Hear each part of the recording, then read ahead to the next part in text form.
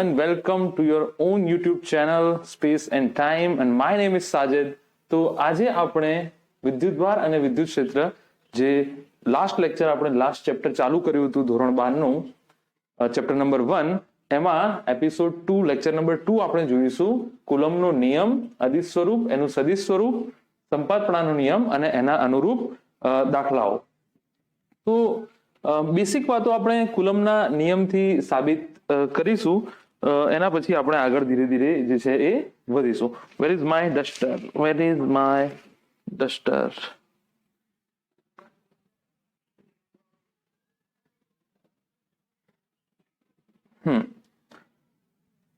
તો કુલમનો નિયમ આપણે સમજીએ. કુલમનો નિયમ સમજતા પહેલા કુલમનો નિયમ શું છે?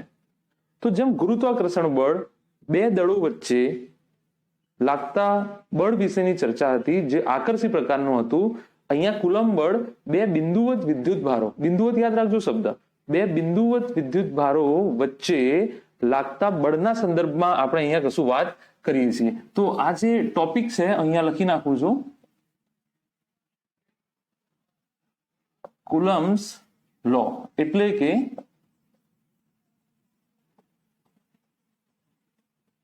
કુલમનો નિયમ.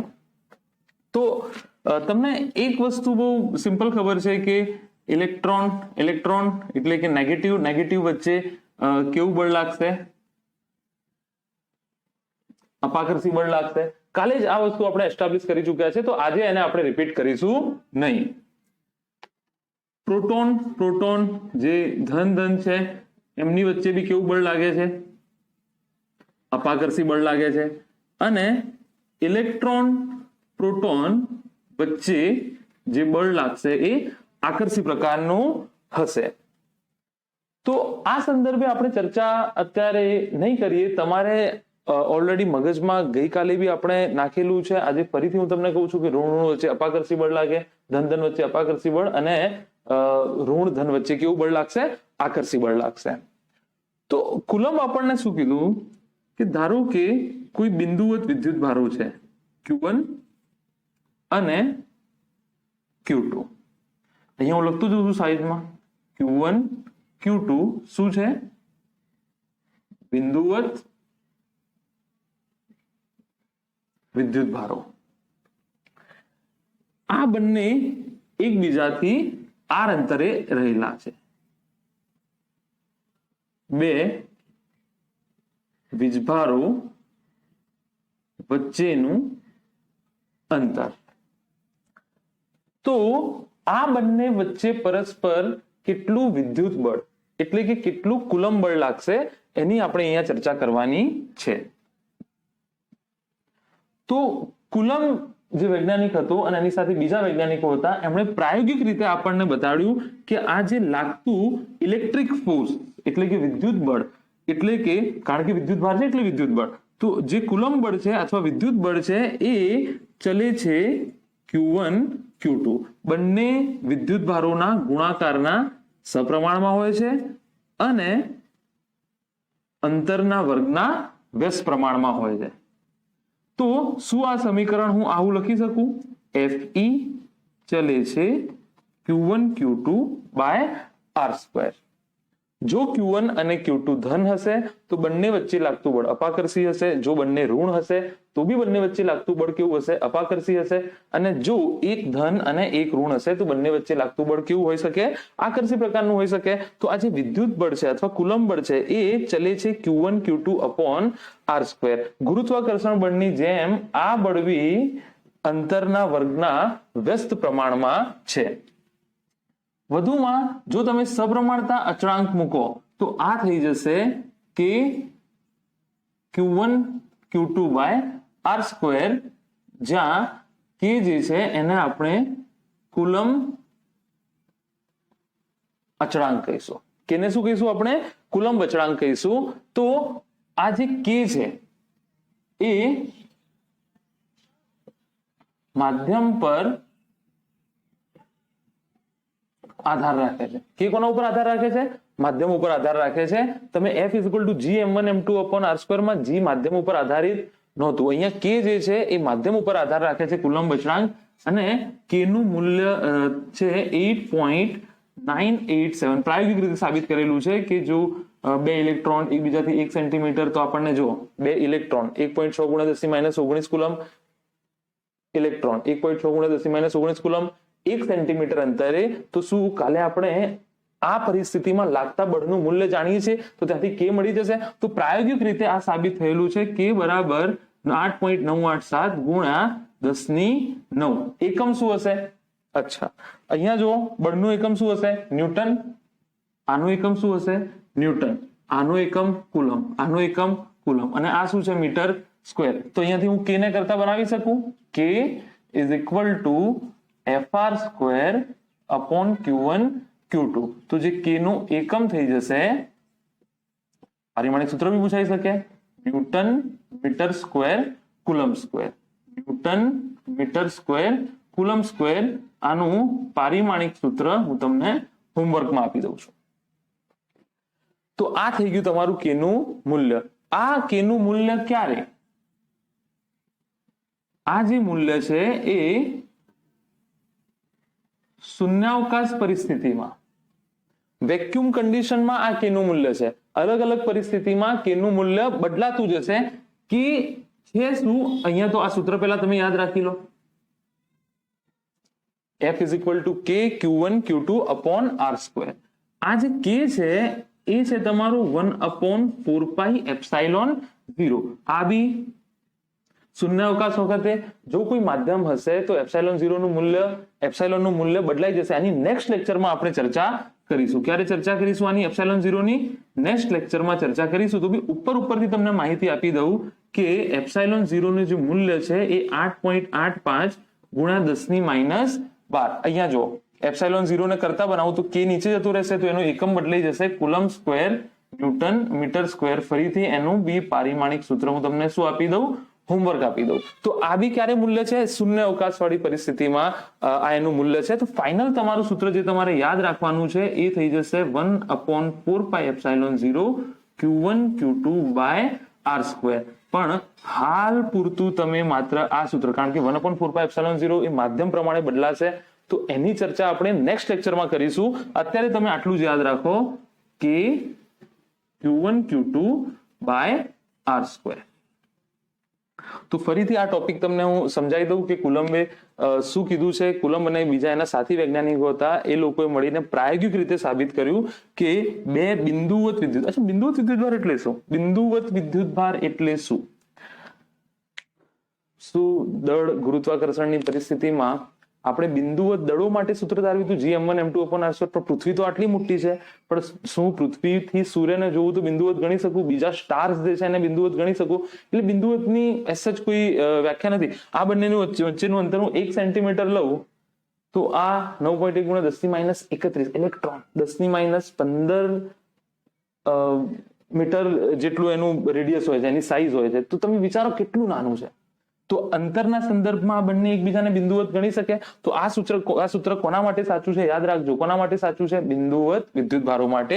તો જો કોઈ બે બિંદુવત વિદ્યુતભારો એકબીજાથી r જેટલા અંતરે ગોઠવાયેલા હોય તો કુલમ્બ અને એમના સાથી વૈજ્ઞાનિકોએ તારવ્યું કે બંને વચ્ચે લાગતું વિદ્યુત બળ અથવા કુલમ્બ બળ Q1 Q2 એટલે કે બંને વિદ્યુતભારોના ગુણાકારના સપ્રમાણમાં હોય છે, અને બીજું શું તારવ્યું? અંતરના વર્ગના વ્યસ્ત પ્રમાણમાં હોય છે. એટલે કે Fe કમ્બાઈન એમનું લખી શકું, Fe ચલે છે Q1 Q2 R². તો અહીંયાથી તમે જો બંનેને સાથે આપણે લખી શકીએ. સ્ટાર આપી દઉં છું. મેઇન સમીકરણ છે F is equal two K Q1 Q2 R². અચ્છા, કે સપ્રમાણતા અચળાંક છે જેને આપણે કુલમ્બ અચળાંક કહીશું. એ કુલમ્બ અચળાંક માધ્યમ ઉપર આધાર રાખે છે. એની આપણે ચર્ચા નેક્સ્ટ લેક્ચરમાં કરીશું. કે નું મૂલ્ય શૂન્ય અવકાશ પરિસ્થિતિમાં, યાદ રાખજો, કે નું મૂલ્ય શૂન્ય અવકાશ પરિસ્થિતિમાં 8.9 × 10⁹. ઓલરાઈટ, એને તમે 9 × 10⁹ બી લખશો તો ચાલશે. કે નું મૂલ્ય તમે જે છે એ 9 × 10⁹ MKS બી લખેલું હશે. MKS એટલે તમારો આ જ એકમ થાય. તો કે માધ્યમ પર આધાર રાખે છે. કે નું સચોટ મૂલ્ય 8.987 10⁹ છે, પણ આપણે એને 9 × 10⁹ શોર્ટકટમાં લખીશું. વી લવ શોર્ટકટ્સ. શૂન્યાવકાશ પરિસ્થિતિમાં, બરાબર. કે બરાબર 1/4πε0. ε0 જે છે એની ચર્ચા નેક્સ્ટ લેક્ચરમાં કરીશું, પણ ઉપરથી હું તમને થોડી માહિતી કદાચ આપી શકું તો આપી દઉં. નેક્સ્ટ લેક્ચરમાં ફરીથી આપીશ કે જે ε0 છે ને એને પરાવૈધુંકતા કહે છે. ε0 ને શું કહે છે ભાઈ? પરાવૈધુંકતા. ઇંગ્લિશમાં એનું નામ સારું છે, પરમિટિવિટી. માધ્યમ કેટલું પરમિશન આપશે બંને વિદ્યુતભારોને બળ લગાડવા માટે. માની લો અત્યારે આ બળ લાગે છે, કોઈ મૂલ્ય 10 ન્યૂટન આવ્યું. હવે આને હું બંને વિદ્યુતભારોનું જે હું કેરોસીનમાં મૂકી દઉં તો બંને વચ્ચે લાગતું બળ બદલાઈ જશે. ગુરુત્વાકર્ષણ બળ નહોતું બદલાતું. ધારો કે તમે બે મિત્રો ઝઘડતા હોય અને બંને ફ્રેન્ડ્સને હું એમ કહું કે તમારે ફાઇટિંગ જ કરવી છે ને, અંડર વોટર જતા રહો, પાણીની અંદર જતા રહો અને હવે ફેટ મારો એકબીજાને. તો શું થશે? પાણીની અંદર જે તમારું બળ, પૃથ્વી ઉપર તમારા ફેટનું બળનું મૂલ્ય હતું એ બળ સ્લો મોશનમાં થઈ જશે. એ બળ સ્લો મોશનમાં તમારું થઈ જશે. તો એમ આ જે ε0 છે એ કયું મૂલ્ય છે કે માધ્યમ કેટલી પરમિશન આપે છે બંનેને એકબીજા ઉપર બળ લગાડવાની. શું ભાઈ? માધ્યમ કેટલી પરમિશન આપે છે બંનેને એકબીજા ઉપર બળ લગાવવાની, એ આ પરમિટિવિટી છે. જો આ બીજા કોઈ માધ્યમમાં મૂકી દેવામાં આવે તો બળનું મૂલ્ય શું થઈ જશે? બદલાઈ જશે. ફરીથી લેક્ચર રિપીટ કરીને સાંભળી લેજો એક વખત તો વધારે ખ્યાલ આવશે. ε0 નું મૂલ્ય બી તમારે યાદ રાખવાનું છે, 8.85 10 to -12. તો એક તો આ વેલ્યુ તમે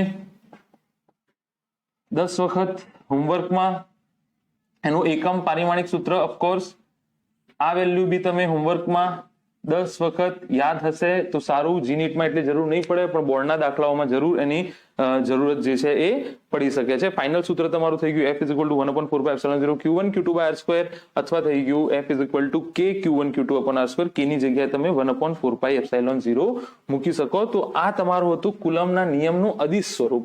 આપણે જે ચલાવ્યું શું હતું? કુલમના નિયમનું અદિશ સ્વરૂપ હતું, યાદ રાખજો. બહુ જ ઇમ્પોર્ટન્ટ છે. સદિશ સ્વરૂપ આસાન છે, આના ઉપરથી જ આપણે તારવીશું. તો આ તમારું અદિશ સ્વરૂપ છે, આને તમે અહીંયા નોંધી લો.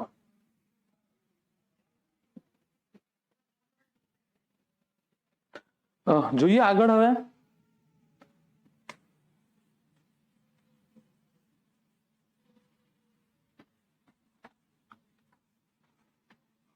मोह मोह के धागे तेरी उंगलियों पे जा उलझे, कोई टोह टोह ना. તો હવે કુલમના નિયમનું આપણે જોઈશું સદિશ સ્વરૂપ. સદિશ સ્વરૂપ જોતા પહેલા એક નાની વાત જે રહી ગઈ હતી એ કરી દઉં. સદિશ સ્વરૂપ જોતા પહેલા જે નાની વાત રહી ગઈ હતી એ કરી દઉં કે બે વિદ્યુતભારો છે Q1 અને Q2. બંને વચ્ચેનું અંતર R જેટલું છે. Q1 Q2 પર જેટલું બળ લગાડશે એટલું જ Q2 Q1 પર બળ લગાડશે. ન્યૂટનના ગતિના ત્રીજા નિયમ અનુસાર અહીંયા એ નિયમ ફોલો થશે. તો અહીંયા હું આવું લખી દઉં. હા, દિશા અલગ હશે. Q2 ધારો કે પ્લસ Q પ્લસ Q. તો આ plus Q plus Q1 plus Q2, આ પ્લસ Q2 બંને વચ્ચે અપાકર્ષી બળ. પણ હું આમ કહી શકું Q2 આને આમ બળ લગાડશે. હું એમ કહીશું Q1 Q2 ને આમ બળ લગાડશે. પણ બંને વચ્ચે પરસ્પર લાગતા બળોના મૂલ્ય જો Q1 વડે Q2 પર લાગતું બળ કે Q1 Q2/r², Q2 વડે Q1 પર લાગતું બળ કે Q1 Q2/r². તો F બરાબર F12 બરાબર F21. મૂલ્યો સમાન હશે, દિશા અલગ અલગ છે. Q1 Q2 ને આ સાઈડ બળ લગાડે છે અને Q2 Q1 ને આ દિશામાં બળ લગાડે. અને બીજી એક નોંધ અહીંયા તમારે કરવાની છે કે જેમ ગુરુત્વાકર્ષણ બળમાં બી આ લાઈન ક્લાસમાં કરાવી હતી, ઓનલાઈન તો નહીં. નોંધ, કુલમ્બ બળ બંને વીજભારોને જોડતી રેખા પર લાગે છે. Q1 ના કારણે Q2 ને બળ આ દિશામાં ના લાગે, આ દિશામાં ના લાગે, આ દિશામાં લાગે. બંનેને જોડતી રેખા ઉપર જ લાગશે. તો આ બંને વસ્તુ નોંધી લો. પોઝ કરીને આગળ વધીએ.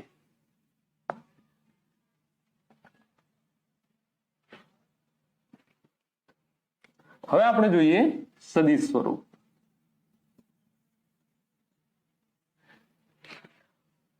ગુરુત્વાકર્ષણ બળ એઝ ઇન પોતે વેક્ટર છે, સદિશ છે, એટલા માટે આપણે અહીંયા સદિશ સ્વરૂપ પણ જોઈશું. તો માની લો હું કોઈ બે વિદ્યુત ભારો મૂકું છું, Q1 અને Q2. ઉતાવળ કરી, ઓકે, ઉતાવળ કરી. હવે ભાઈ આને મેં સદિશ સ્વરૂપે ચર્ચા કરવી છે. તમે બી ટેબલ પર બેઠા છો, હું બી ટેબલ પર બેઠો છું. મારાથી Q2 અહીંયા છે, તમારાથી Q2 અહીંયા છે, મારાથી Q1 અહીંયા છે, તમારાથી Q1 અહીંયા છે, હા કે ના? અચ્છા, હું જો અહીંયા ઉભો હોઈશ તો હું કહીશ કે Q2 Q1 ને મારી તરફ બળ લગાડશે. તમે જો નીચેની તરફ હશો તો તમે કહેશો ભાઈ Q1 જે છે એ મારાથી દૂરની તરફ, તમારાથી દૂરની તરફ બળ.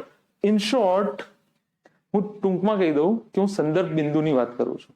તમારે કોઈ પણ વસ્તુનું એડ્રેસ આપવું હોય, ધારો કે હું તમારી સામે અત્યારે ઉભો છું, જો તમને કોઈ ફોન કરે કે સર ક્યાં છે, તો તમે કહેશો મારી સામે, હા કે ના? તો હવે તમારી સામે એટલે જે ફોન કરનારો છે એ માણસ શું અંદાજો લગાવશે? એનાથી અધૂરી માહિતી, કશું બી ખબર નહીં પડે એને. પણ જો મને તમે કોઈ યામ પદ્ધતિ પર મૂકી દો અને પછી તમારું 0 ઉગમ બિંદુ અને એનું ઉગમ બિંદુ સમાન હોય અને પછી તમે કહો કે ફલાણા ઉગમ બિંદુથી 2 મીટર દૂર છે, 2 કિલોમીટર દૂર છે, 10 કિલોમીટર દૂર છે, તો એ એક ચોક્કસ માહિતી થઈ જશે. તો એ જ રીતે જ્યારે બી તમે કશું સદિશ સ્વરૂપમાં તારવતા હોય તો એ જે પદાર્થ છે, એ જે વિદ્યુત ભારો છે, એમને ઉગમ બિંદુ ઉપર લઈ લો. ઉગમ બિંદુ O, માની લો આ અંતર અહીંયાથી મેં કહી દીધું R1, આ અંતર અહીંયાથી કહી દીધું મેં R2. હવે મારે તો અહીંયા ફરીથી થોડું લખી નાખું. Q1 Q2 શું છે? બિંદુવત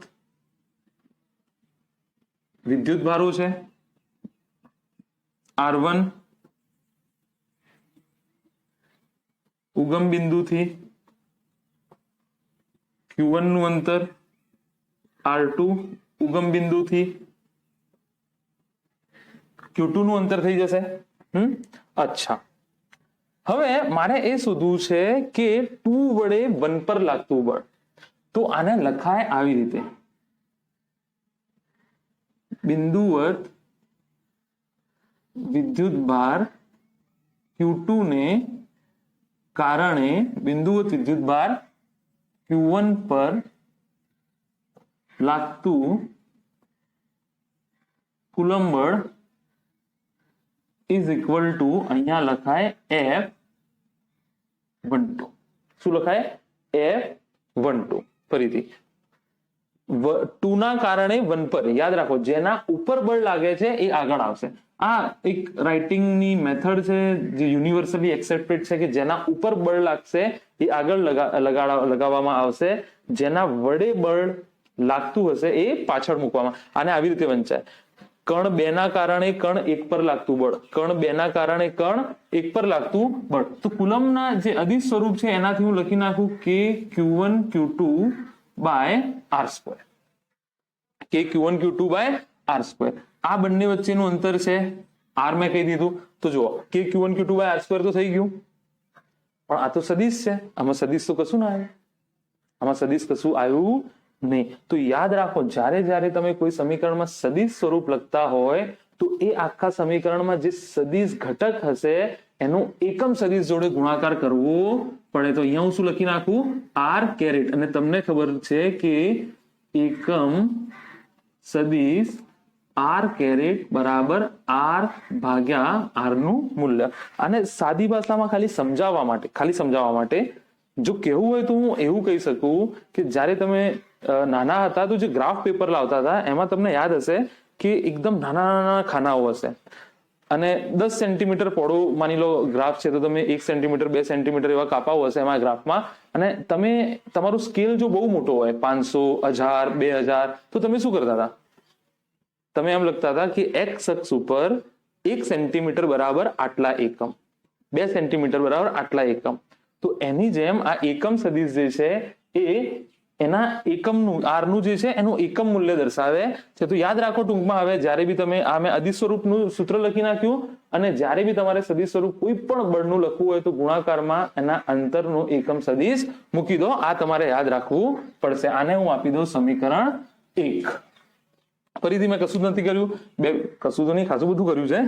Q1 અને Q2 બે બિંદુઓ વિદ્યુતભારો લીધા, એમને ઉગમ બિંદુથી એડ્રેસ આપી દીધું કે Q1 R1 અંતરે લો છે, Q2 R2 અંતરે, અને આ બંને વચ્ચેનું કોઈ ચોક્કસ અંતર R છે. તો એનું મેં સમીકરણ લખી નાખ્યું F12 = K Q1 Q2 upon R², અને ગુણાકારમાં મેં R કેરેટ, અને કેમ R કેરેટ મૂક્યું એની મેં તમને ચર્ચા કરી દીધી.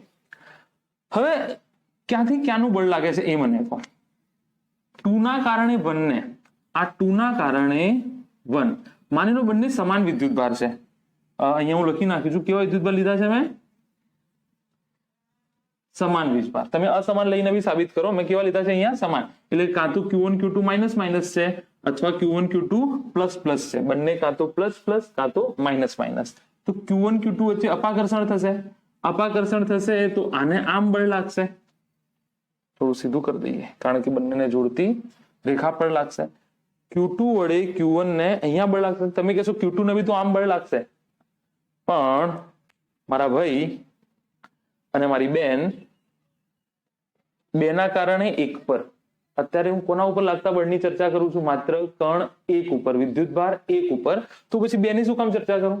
જો 2 ની ચર્ચા કરવાની આવતી તો હું 2 ને આ સાઈડ બળ લગાડીને એનું સમીકરણ લખી નાખતો અહીંયા. તો એની ચર્ચા હું કરીશ નહીં. તો આ મારું સદિશ જે છે R એ આવી રીતે આવી ગયો. સ્કીપ ના કરતા, ધ્યાનથી જોજો, 1 બી સેકન્ડ સ્કીપ ના કરતા. હવે બહુ અગત્યનું ચાલુ થાય છે. હવે હું તમને એમ કહું,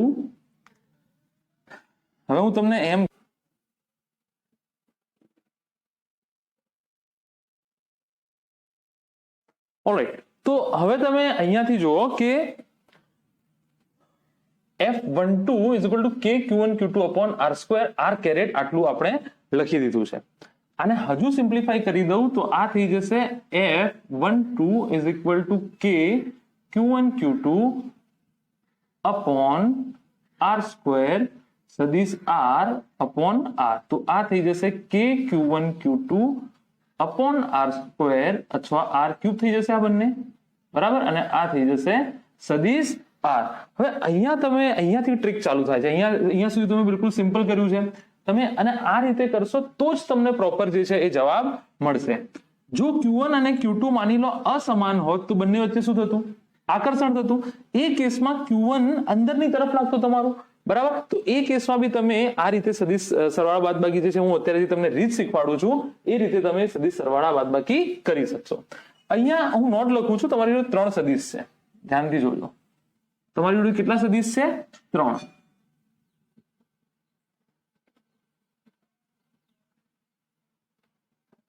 R, R1 અને R2. શું તમને કોઈ જગ્યાએ સદિશ સરવાળો દેખાય છે? એ કહું છું, શું તમને કોઈ જગ્યાએ સદિશ સરવાળો દેખાય છે ખરા? અહીંયા જો પહેલી પોસિબિલિટી લખું, શું R1 + R હોઈ શકે, R2 + R હોઈ શકે, R1 + R2 હોઈ શકે, બરાબર. તો અહીંયા જો 3 સદિશમાંથી હું પહેલા લખું તમને R1 + R બરાબર R2, R1 + R. તો આ તો જો માથું માથું છે, માથું માથું કે પૂંછડી પૂંછડી, R2 + R1 બી ના હોઈ શકે, માથું માથું કે પૂંછડી પૂંછડી આ હોઈ શકે નહીં. તો અહીંયા પોસિબિલિટી શું છે? અહીંયા જોજો, આ તો છે જ નહીં, કારણ કે મેં તમને કીધું એમ કે R1 + R. તો આ માથું માથું તમને દેખાય છે. તમને સદિશ સરવાળો ખબર હશે કે A + B કરવા હોય, 2 સદિશો હોય તો સદિશ A મૂકો, A ના માથા ઉપર B ની પૂંછડી મૂકો, અને જ્યાંથી મુસાફરી ચાલુ કરી હોય, જ્યાં મુસાફરી અંત થયો તે બંનેને જોડી દો, એટલે કે A ની પૂંછડીથી B નું શીર્ષ જોડી દો. તો અહીંયા મને ક્લિયર કટ દેખાય છે કે સદિશ R2 + સદિશ R બરાબર R1 મળશે. અહીંયા જો R2 ના માથા ઉપર સદિશ R ની પૂંછડી અને R જોડી દીધું મેં, અને અહીંયાથી જ્યાંથી મુસાફરી ચાલુ કરી, બરાબર, ત્યાંથી જ્યાં મુસાફરી અંત કરી બંનેને જોડી દીધા. તો આ થઈ ગયું તમારું R2 + R બરાબર R1.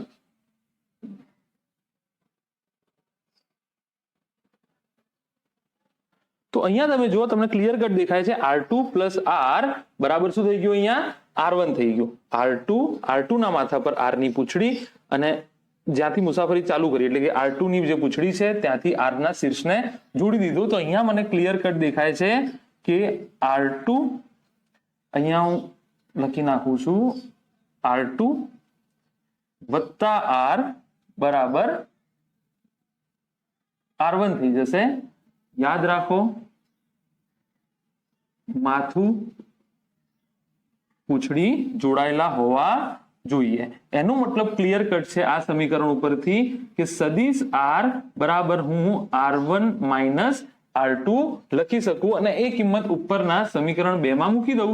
તો સમીકરણ 3 ની કિંમત જો સમીકરણ 2 માં મૂકું તો F12 બરાબર થઈ જશે K Q1 Q2 divided by R1 minus R2 નો ક્યુબ સદિશ R1 માનાક મૂકો તો સદિશ મૂકવો પડે, યાદ રાખજો R1 માઇનસ R2. તો આ થઈ ગયું તમારું સમીકરણ અહીંયા પૂરું કે F12 ઇઝ ઇક્વલ ટુ એટલે કે 2 ના કારણે 1 પર લાગતું બળ આ સમીકરણની મદદથી શોધી શકાય છે. તો તમને હું હોમવર્કમાં આપું છું, જો અસમાન વિદ્યુત ભારો હોય, અસમાન વીજભારો માટે કુલમ્બનો સદિશ સ્વરૂપ તારો એટલે કુલમ્બના નિયમનો સદિશ સ્વરૂપ તારો. તો ફરીથી શું કર્યું આપણે? 2 બિંદુ વિદ્યુતભારો મૂક્યા, એમને એડ્રેસ આપ્યા, સાદું સમીકરણ મૂક્યું, સમીકરણ ઉપરથી આ સમીકરણ મેળવ્યું. આર કેરેટ કેમ મૂક્યું એની ચર્ચા મેં તમને કરી દીધી છે કે આર કેરેટ કેમ મૂકવામાં આવે છે. જ્યારે બી કોઈ સદિશ સ્વરૂપ હોય તો જો આ તો આટલું ભાગ તો અદિશ સ્વરૂપ છે, જો હું આર કેરેટ ના મૂકું તો આર કેરેટ એટલા માટે મૂક્યું આપણે કે જેથી આપણને ખબર પડે કે આ કોઈ દિશા સૂચવે છે અને આર બરાબર આર સદિશ અપોન આર નું મૂલ્ય આર કેરેટ બરાબર એના અનુરૂપ આપણે આ સાબિતી આપી, એને નોંધી લો અને પેલું તમારે હોમવર્કમાં કરવાનું છે.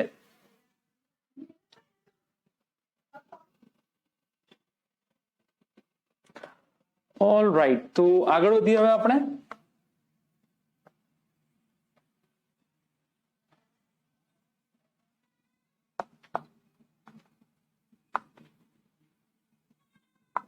ધ્યાનથી નોંધજો ભાઈ અને હોમવર્ક પૂર્ણ કરજો, બહુ જ અગત્યનું છે. જો તમને ગુરુત્વાકર્ષણ સારી રીતે આવડતું હશે તો અહીંયા તમને તકલીફ જે છે એ ઓછી પડશે. તો થોડી ઉપરની વાતો કરી દઈએ કે કુલમ્બનો નિયમ જે છે એ તમે જોયું. અદિશ સ્વરૂપ બહુ અગત્યનું છે. સદિશ સ્વરૂપમાં ગણતરી છે, સદિશ તમને આવડતું હશે તો એની ગણતરી છે. અદિશ સ્વરૂપમાં કન્સેપ્ટ બહુ અગત્યનું છે. અહીંયા જો F ચલે છે 1/r². તો અહીંયા કુલમ્બ બળ Fe અને R નો આલેખ કેવો આવશે? શું આ પ્રમાણે આવશે? યાદ છે ગુરુત્વાકર્ષણ બળમાં બી F અને અંતરનું જે આલેખ છે એ આ પ્રમાણે આવશે. યાદ રાખજો, F ચલે છે 1/r². આલેખ આ પ્રમાણે છે. અહીંયા સીધી તમને ખબર પડે છે કે જો અંતર 2 ગણું લેવામાં આવે, અંતર બમણું કરવામાં આવે તો બળ જે છે એ 4 ગણું ઓછું થઈ જશે. જો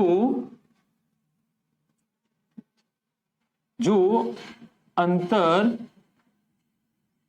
4 ગણું કરવામાં આવે તો બળ જે છે એ 16 ગણું ઓછું થઈ જશે. તો આના રિલેટેડ એક દાખલો બી આપણે જોઈ જ લઈએ. આ બંને વસ્તુ નોંધી લેજો તમે, બહુ સિમ્પલ વસ્તુ છે.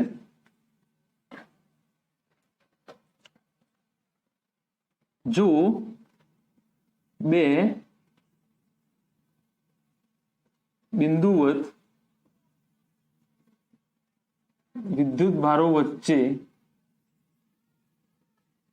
લાગતું બળ F હોય, હવે જો વિદ્યુત ભાર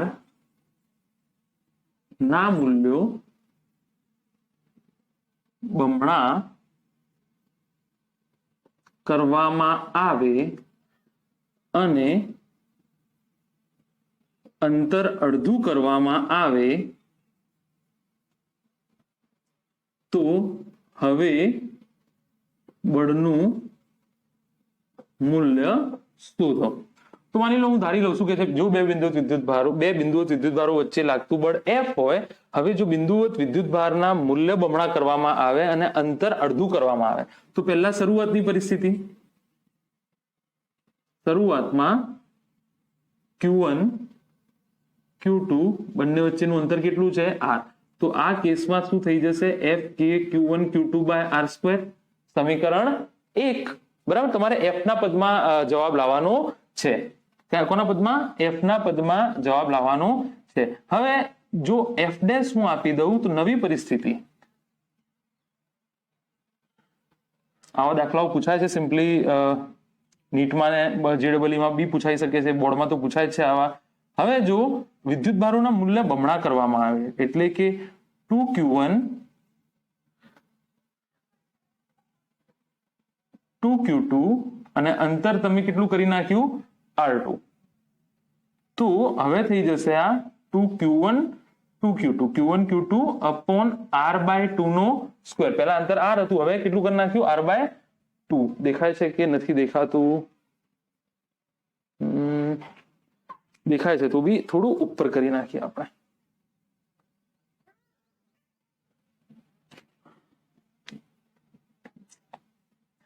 આ પરિસ્થિતિમાં હવે થઈ જશે F' બરાબર K 2Q1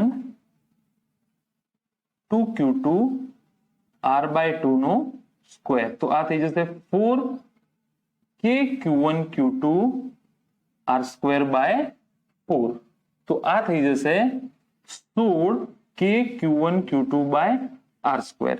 સમીકરણ 1 પરથી જુઓ K Q1 Q2 by R² કોનું મૂલ્ય છે? 16F F'. બસ આવી રીતે પરિસ્થિતિ બદલાતી જાય એવી રીતે કિંમતો મૂકી, અને આસાન દાખલો તો ગણાવવાની જરૂર નહોતી તો બી મેં ગણાવી દીધો, અને નોંધી લો.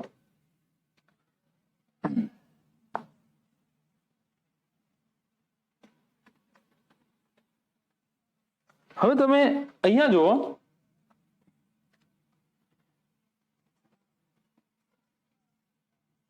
કુલંબ બળ અને ગુરુત્વાકર્ષણ બળમાં સમાનતાઓ. એક પહેલી સમાનતા કઈ છે? બંને બળો 1/R² પર આધાર રાખે છે. હવે આપણે જોઈએ કુલંબ બળ અને ગુરુત્વાકર્ષણ બંનેમાં સમાનતાઓ કે બંનેમાં વિરોધાભાસ જે છે એ શું શું છે. તો બંનેમાં એક પહેલી સમાનતા તો એ છે કે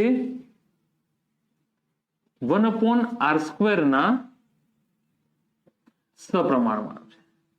આ બી 1/R² ના સપ્રમાણ.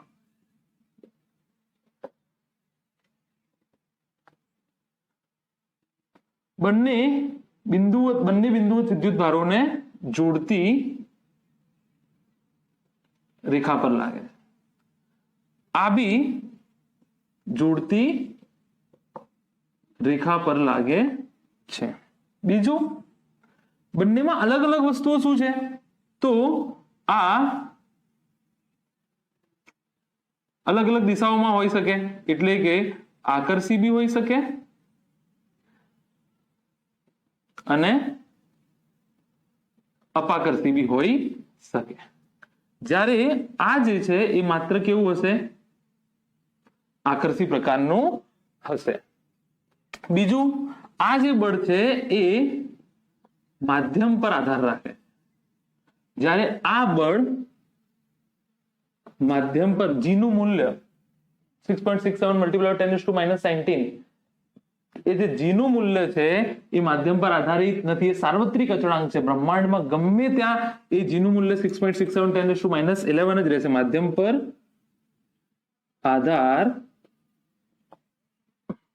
પર આધાર રાખતું નથી.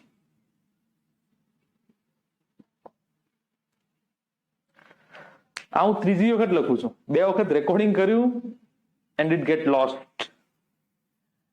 જતું રહ્યું, ફરીથી રિટર્ન આવ્યો, ફરીથી લખું છું. આ લેટ્સ સી, ઉમ્મીદ છે કે હવે રહેશે. આ પ્રાર્થના કરો બરાબર ને? તો આ બંને કુલંબ બળ અને ગુરુત્વાકર્ષણ બંને વચ્ચેની સમાનતાઓ અને બંને વચ્ચેના જે વિરોધાભાસ છે અહીંયા ડિસ્કસ કરી લીધી. કોઈક રીઝન એન્ડ અસર્શન વાળા ક્વેશ્ચનમાં કદાચ આવા પ્રકારનું કશું આવી શકે છે. હવે આપણે બે દાખલાઓ ગણીએ, ચેક કરી લઈએ ચાલુ છે કે નહીં. ઓલરાઈટ, પરફેક્ટલી ચાલે છે. તો અહીંયા જુઓ,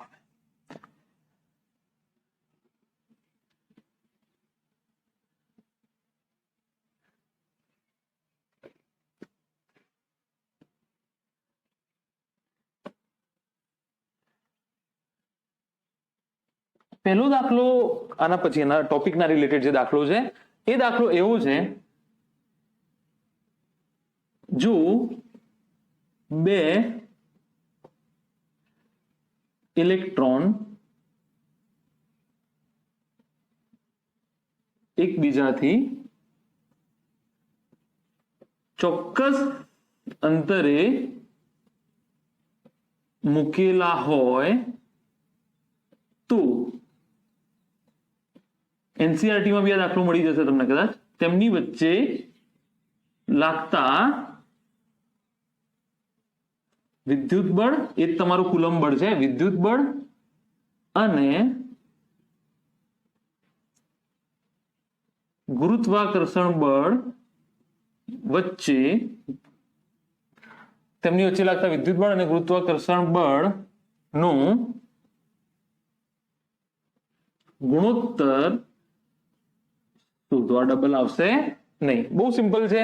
તો બે ઇલેક્ટ્રોન એકબીજાથી ચોક્કસ અંતરે મૂકેલા હોય તો તેમની વચ્ચે લાગતા વિદ્યુત બળ અને ગુરુત્વાકર્ષણ બળ વચ્ચેનો ગુણોત્તર શોધો. તો આ ઈ બંને ઇલેક્ટ્રોન થઈ ગયા. બંનેને એકબીજાથી કેટલા અંતરે મૂકી દીધા મેં? r અંતરે. પહેલા હું લખું Fe એટલે કે કુલંબ બળ, આ થઈ જશે Q1 Q2 અપોન r². એના પછી આ સમીકરણ 1 આપી દો, આ લખું Fg, આ થઈ જશે G m1 m2 by r². બંને વચ્ચેનું ગુણોત્તર લેવાનું છે, તો આ થઈ જશે Fg અપોન Fe, આ થઈ જશે K Q1 Q2 by r², આ થઈ જશે G m1 m2 by r². અંતર તો બંને, આ બંને વચ્ચે લાગતું કુલંબ બળ અને આ બંને વચ્ચે લાગતા ગુરુત્વાકર્ષણ બળનો, તો અંતર તો સમાન જ આવશે બંને વચ્ચેનું. તો આ થઈ જશે K Q1 Q2 અને આ થઈ જશે G m1 m2. એમની કિંમતો મૂકીએ આપણે. Fe થઈ જશે ને ભાઈ, Fe અને Fg. તો Fe અપોન Fg, K ની કિંમત તમને ખબર છે 9 ગુણ્યા 10 ની 9 MKS. Q1 Q2, શું E અને E બંનેના વિદ્યુત ભારો સમાન છે? હા, તો હું આને આવું બી લખી શકું કે Q² by G m². m1 બંને ઇલેક્ટ્રોનના દળો કેવા હશે? સમાન હશે. તો આ લઈ લઉં 1.6 ગુણ્યા 10 - 19 નો વર્ગ. જો તમે આવું લખશો, Q1 ની જગ્યાએ 1.6 ગુણ્યા 10 - 19, Q2 ની જગ્યાએ 1.6 ગુણ્યા 10 - 19, તો 1.6 ગુણ્યા 10 - 19 નો વર્ગ થઈ જશે. આ થઈ જશે 6.67 ગુણ્યા 10 - 11 અને 9.1 10 - 31 કિલોગ્રામ નો વર્ગ. એકમો તમે મૂકી શકો છો. આ જવાબ તમારો ગણતરી કરશો તો રફલી આવશે 1042 ના ક્રમનો. એનો મતલબ એમ થયો Fe બરાબર 1042 Fg. શું એનો મતલબ થયો Fe એ Fg કરતા બહુ જ મોટું છે? અને તમે જાણો છો કે ગુરુત્વાકર્ષણ બળ એ બહુ જ નબળું બળ છે, અને એટલા માટે અહીંયા જો રિઝલ્ટ બી મળે છે કે જ્યારે બે ઇલેક્ટ્રોન એકબીજાથી ચોક્કસ અંતરે રહેલા હોય તો બંને વચ્ચે લાગતા બળોની સરખામણી આપણે કરી છે, ગુણોત્તર લેવાનું કે સરખામણી લેવાનું કે, તો તમે આ પ્રકારે આ દાખલો ગણી શકો છો. આ કશું ગુણાંકમાં આવશે, આઈ એમ નોટ ડિનાઇંગ ધેટ ફેક્ટ. અહીંયા ગુણાકારમાં કશું હશે, પણ એ મૂલ્ય તમે તમારે ઘાતાંક જોડે ખાલી સરખાવવાનું છે, એટલા માટે આપણે અહીંયા આવી સરખામણી કરી છે.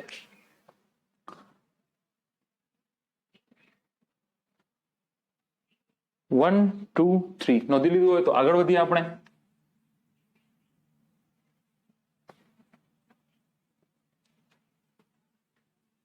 કાળજા કેરો કટકો મારો કેમ કરી ભૂલાય.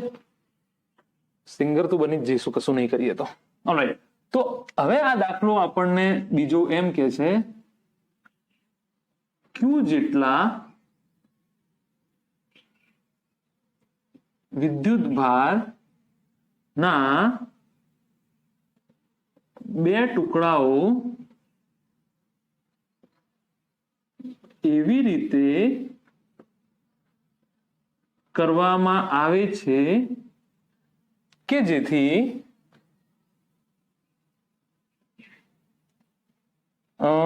થોડું ખોટું લખાયું, બે ટુકડાઓ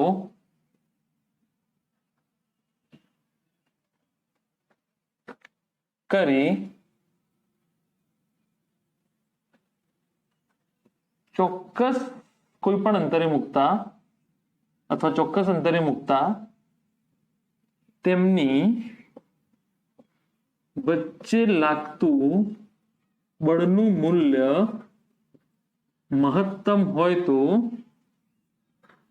તે ટુકડાઓ પરના વિદ્યુતભાર કેટલા હશે? ક્યુ, બહુ ઇમ્પોર્ટન્ટ દાખલો છે. ક્યુ જેટલા વિદ્યુતભારના બે ટુકડાઓ કરી એમને ચોક્કસ અંતરે મૂકવામાં આવતા અથવા કોઈ પણ અંતરે મૂકવામાં આવતા તેમના વચ્ચે લાગતું બળનું મૂલ્ય કેટલું થાય છે? મહત્તમ. તો આ ટુકડાઓ ઉપરના વિદ્યુતભારો કેટલા હશે? તો અહીંયા જો કોઈ ક્યુ જેટલો વિદ્યુતભાર છે, આને હથોડી માની લો કોઈ ગોળો છે, ગોળા ઉપર ક્યુ જેટલો વિદ્યુતભાર છે, એને હથોડી મારી અને એના બે ટુકડાઓ કરવામાં આવે, ગમે તેવા બી, બરાબર. માની લો આ 10 કુલમ હોય, જો હું 2 કુલમ નો તો પેલો 8 કુલમ થાય. હા, તો માની લો આને મેં ક્યુ જેટલો લીધો, તો આ કેટલો થશે? ક્યુ માઇનસ ક્યુ થઈ જશે. તો આ મેં Q1 લઈ લીધો, આને શું ગણી નાખ્યું? Q2 લઈ લીધો, અને બંનેને કેટલા અંતરે મૂકી દીધું? કોઈ ચોક્કસ અંતર R અંતરે મૂકી દીધું. તો આ બંને વચ્ચે લાગતું બળ થઈ જશે કે Q1 Q2 બાય R². તો આ થઈ જશે કે Q1 બરાબર Q, Q2 બરાબર Q minus Q upon R². આપણને એમ કે છે કે આ ટુકડાનું મૂલ્ય વિદ્યુતભારનું અને આ ટુકડાના વિદ્યુતભારનું મૂલ્ય કેટલું હશે, જેથી કરીને આ બળનું મૂલ્ય કેટલું આવે? મહત્તમ આવે. તો અહીંયા હું નોટ લખાવું છું, યાદ રાખજો. કોઈ પણ રાશિનું મહત્તમ કે ન્યૂનતમ મૂલ્ય હંમેશા કેવું હોય છે? અચળ હોય છે. કોઈ પણ રાશિનું મહત્તમ મૂલ્ય કે ન્યૂનતમ મૂલ્ય હંમેશા કેવું હોય છે? અચળ હોય છે. અને અચળનું વિકલન કેટલું થાય? 0 થાય. એનો મતલબ કોઈ રાશિને જો તમે એમ કહેતા હોય કે એ મહત્તમ છે, તો એ રાશિનું જેની સાપેક્ષે ગણતરી કરવાની હોય એની સાપેક્ષે વિકલન શૂન્ય આવવું જોઈએ. એટલે કે આના કેસમાં જે F મારે મહત્તમ સાબિત કરવું હોય તો ટુકડા કોની સાપેક્ષે? Q. કેમ Q ની સાપેક્ષે? આને 2 લો, આ 10 હોય, આને 2 લો તો 8 થઈ ગયું, 3 લો તો 7. તો હું આ બદલું છું તો આ ઓટોમેટિક બદલાય છે. એનો મતલબ Q માં ફેરફાર કરું છું તો F બદલાતું હશે. પણ આ 0 આવે તો એનો મતલબ F નું મૂલ્ય કેવું હશે? મહત્તમ હશે. અત્યારે ન્યૂનતમ વાળી શરત જવા દો, અત્યારે માત્ર મહત્તમ વાળી શરત આપણે વાપરીશું. કોઈ પણ રાશિનું મૂલ્ય મહત્તમ સાબિત કરવું હોય તો એ મહત્તમ, તમારે 100 માર્કનું પેપર હોય તો તમારા મહત્તમ માર્ક્સ કેટલા આવી શકે? 100. શું એ અચળ છે? તમારું અને મારું બંનેનું 100 માર્કનું પેપર છે, તો બંને માટે 100 જે છે કેવું છે? અચળ. ન્યૂનતમ મૂલ્ય 0 કેવું છે? અચળ. પણ અત્યારે માત્ર મહત્તમ મૂલ્યની વાત કરીશું કે કોઈ પણ રાશિનું મહત્તમ મૂલ્ય કેવું હોય? અચળ. તો મેં પહેલા તો શું કર્યું? એક Q વિદ્યુતભાર છે મારી જોડે, એના બે ટુકડાઓ કર્યા, Q1 અને Q2. બંને કેટલા અંતરે છે? R અંતરે છે. અને તો F = K Q1 Q2 upon R². તો F બરાબર K, Q1 ની જગ્યાએ Q2. આ મૂલ્ય જો હું મહત્તમ લઈ લઉં તો Q અને Q નું મૂલ્ય કેટલું? તો મહત્તમ કઈ રીતે કહેવાય? આનું વિકલન કોની સાપેક્ષે? જેની સાપેક્ષે ટુકડા કર્યા છે એની સાપેક્ષે લઈ લો. એ 0 લઈ લો તો તમને કશું મળવું જોઈએ. તો શું એનો મતલબ હું આવું લખી દઉં? શૂન્ય થવું જોઈએ. એનો મતલબ d/dq કે Q minus Q by R² બરાબર 0 થવું જોઈએ. K by R² બહાર આવશે અહીંયાથી, તો K Q minus Q d/dq is equal to 0. Implies d/dq 0 તો d by d q F ની કિંમત મૂકી બરાબર 0 થવું જોઈએ. કે બાય આર સ્ક્વેર અચળ છે, તમે કહેશો ક્યુ અચળ છે, ના ક્યુ બદલો તો આ ક્યુ બદલાઈ જશે. ક્યુ માં તો ફેરફાર, ક્યુ ની સાપેક્ષે તમે કરો છો તો ક્યુ ને તમે અચળ લઈ શકો નહીં. કે બાય આર સ્ક્વેર બહાર આવશે, બરાબર ની પેલી સાઈડ જાય તો 0 થઈ જશે. તો ઇમ્પ્લાઇઝ આ સમીકરણ થઈ જશે, જગ્યાના અભાવે આ પ્રમાણે લખું છું, d by d q q minus q is equal to 0. તો આ થઈ જશે ડી બાય ડી ક્યુ આનું આની સાપેક્ષે, આનું આની સાપેક્ષે. તમને ખબર જ હશે. ચલો એક સ્ટેપ બીજું થઈ જાય. ક્યુ માઇનસ ક્યુ સ્ક્વેર બરાબર 0 implies d by d q minus d by d q square is equal to 0 થઈ જશે. જો હવે જો અહીંયા લખી નાખું છું, આજે ફાઇનલ સ્ટેપ આવ્યું છે તે ફરીથી તમે રિપીટ કરીને દાખલો જોઈ લેજો, ના ખબર પડે તો. df by dq 0, d by dq કિંમત મૂકી, k by r સ્ક્વેર બહાર લીધા 0 થઈ જશે. q માઇનસ q અંદર ગુણાકાર કરી લીધું, બંનેને અલગ અલગ રીતે એમને વહેંચણી કરી દીધી. આ સમીકરણ બન્યું તમારું d by dq q minus d by dq q square is equal to 0. Small q square આવશે ને ભાઈ, q minus q minus small q square આ પ્રમાણે હશે. ઓલરાઈટ, જો આ q અચળ છે બહાર આવશે, d બાય ડી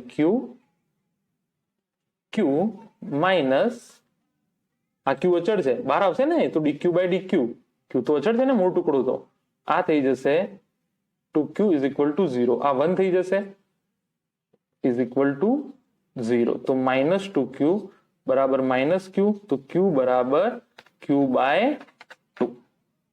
હવે ડાયરેક્ટ તમને દાખલો આવડી જવો જોઈએ કે જો હું 10 કુલમ લઉં અને મારે એમને ગમે તે માત્ર શેમાં ચેન્જ કરવું છે, ટુકડાઓમાં, એના વિદ્યુત ભારોના. હું એક ટુકડો 10 કુલમનો એક ટુકડો લીધો, એને મેં 7 કુલમ અને 3 કુલમમાં વહેંચી દીધા. અંતરમાં ફેરફાર નથી કરતા, 7 અને 3 કુલમમાં વહેંચી, શું લાગતું બળ મહત્તમ હશે?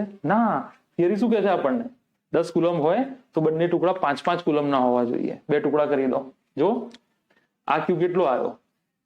ક્યુ બાય 2. તો આ જુઓ તમે, આ ટુકડો કેટલાનો આવશે ભાઈ? Q1 બરાબર ક્યુ બાય 2 આવ્યું, તો Q2 બરાબર તો ક્યુ બાય Q1 બરાબર ક્યુ માઇનસ ક્યુ બાય 2 બરાબર Q2, તો Q2 બી કેટલું આવ્યું તમારું? ક્યુ બાય 2 આવશે. સિમ્પલ. તો બંને ટુકડાઓ જો અડધા અડધા વહેંચવામાં આવે તો જ બંને વચ્ચે લાગતું બળ કેવું હશે? મહત્તમ હશે. બીજું આ દાખલો અગત્યનો, તો દાખલો તો હું તમને ગોખાઈ દેતો કે ભાઈ કોઈ તમને 20 કુલમનો આપ્યું, 15 કુલમનો આપ્યું હોય તો 2 ટુકડાઓ કેવી રીતે કરવા કે બંને વચ્ચે લાગતું બળ મહત્તમ હોય? 7.5 કુલમ તો બંને વચ્ચે લાગતું બળ મહત્તમ. અગત્યનું છે એની મેથડ. પહેલા તમે શું કર્યું? 2 ટુકડા કર્યા, બળનું સૂત્ર મૂક્યું, પછી મેં તમને કીધું કે આ રાશિને મહત્તમ પ્રૂવ કરવી હોય તો શું કરી દો? જેની સાપેક્ષે ટુકડાઓ કરે છે એની સાપેક્ષે એનું વિકલન 0 થવું જોઈએ, કારણ કે મહત્તમનું વિકલન 0 થશે. તો નોંધી લો આને.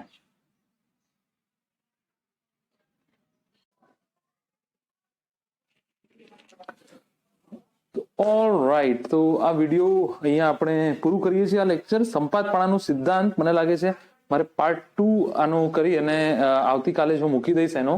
તો આટલે સુધી તમે પ્રોપર આને અભ્યાસ કરી લો, એના પછી સંપાતપણાનો સિદ્ધાંત આગળ આપણે જોઈ લઈએ. નહીં તો પછી એક વિડીયો જે છે એ સંપાતપણાનો સિદ્ધાંત ચલાવીશ તો 1.5 કલાકનો થઈ જશે, અને it is very large for you too.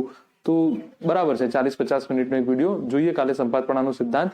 તો ત્યાં સુધી ધ્યાનથી લેક્ચર સાંભળી લો અને બહુ જ સારું ભણતા રહો, બહુ જ સારા માર્ક્સ લાવો. All the very best.